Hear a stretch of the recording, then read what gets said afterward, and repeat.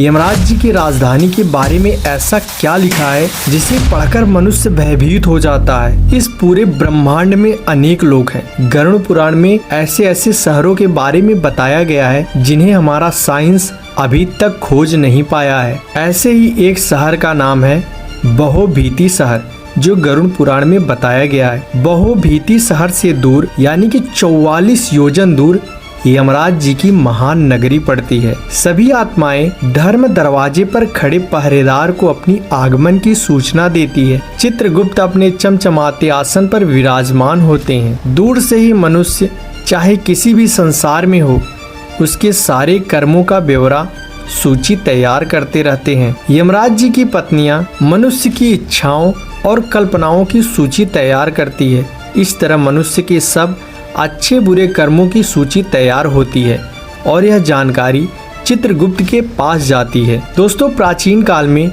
Biochip का ज्ञान न होने के कारण ऐसा उल्लेख करके मनुष्य को एक भ्रम में रखा गया है। लेकिन जब हम यह कह सकते हैं कि बायोचिप सूक्ष्म आत्मा के साथ जुड़ी रहती है और जिसमें से पूरी जानकारी लेने के लिए केवल यमराज जी ही सक्षम है, उस जानकारी के आधार पर मनुष्य का पुनर्जन्म होता है। जिन आत्माओं के अच्छे कर्म होते हैं उन्हें स्वर्ग की ओर भेजा जाता है। इस नगरी के बीचों बीच यमराज का चमचमाता भवन स्थित है। यह 200 योजन लंबा और 50 योजन ऊंचा है। इसके अंदर अलौकिक सभा कक्ष है। वहां पर उपस्थित सभी अपनी ही रोशनी के साथ जगमगाते हैं।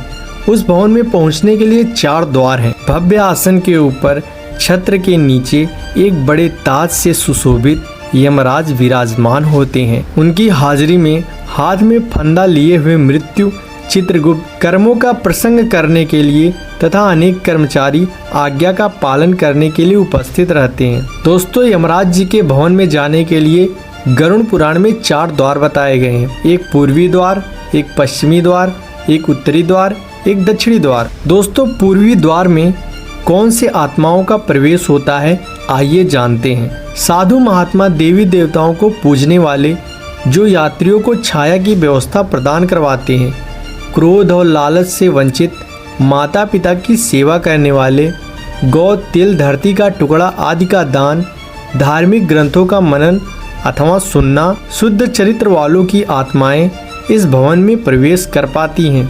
इसके बाद दोस्तों आता है उत्तरी द्वार।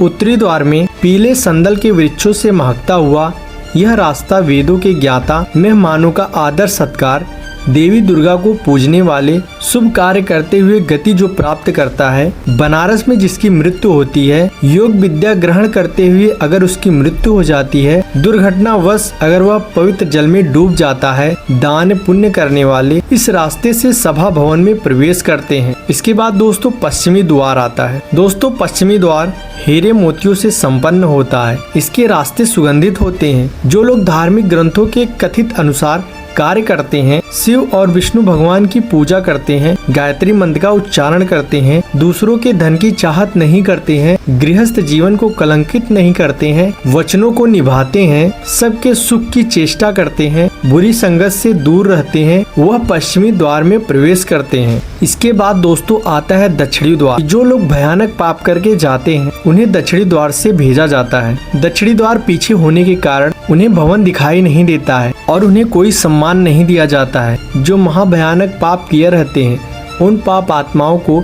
यमराज अपना भयानक रूप बहुत बड़े भैंसे पर विराजमान 32 हाथों में जो 3-3 योजन लंबे हैं, उनमें हथियार धारण किए हुए और कुओं की भांति लाल आंखें करके एक लंबा नाक दर्शाते हुए अपने दूतों को उन्हें नरक में ले जाने को कहते हैं। 21 महान भयानक नरकों में उन्हें यातनाएं दी जाती है। इस तरह अनेक यातनाएं सहन कर मनुष्य शुद्ध आत्मा के साथ फिर दूसरा जन्म लेता है। दोस्तों, जो अच्छे कर्म किए रहते हैं उन्हें 3 द्वारों से अपने भवन में बुलाया जाता है। यमराज स्वयं आसन से खड़े होकर सबका अभिनंदन करते हुए सबका स्वागत करते हैं और कहते हैं, आप सब नेक आत्माओं ने अपने सत्य कर्मों से यह देवलोक को प्राप्त किया है। जिनको दुर्लभ मिलने वाला मनुष्य शरीर मिला फिर भी सत्य कर्म नहीं किए, वह नरक की भयानक आग में जलते रहेंगे। उसके बाद यमराज जी उन आत्माओं से कहते हैं, आप सब ब्रह्मलोक में प्रस्थान कीजिए। यमराज के मधुर वचन सुन सब उनको नमस्कार कर बाहर प्रतीक्षा कर रहे अनेक विमानों पर अपने कर्मों के अनुसार सवार होकर ब्रह्मलोक को प्रस्थान करते हैं। वहाँ पर कुछ युग बिताने के बाद स्वर्ग को भोगते हुए फिर से अच्छे परिवारों में जन्म लेते हैं। तो दोस्तों, यह वीडियो आपको कैसी लगी कमेंट में जरूर बताइएगा।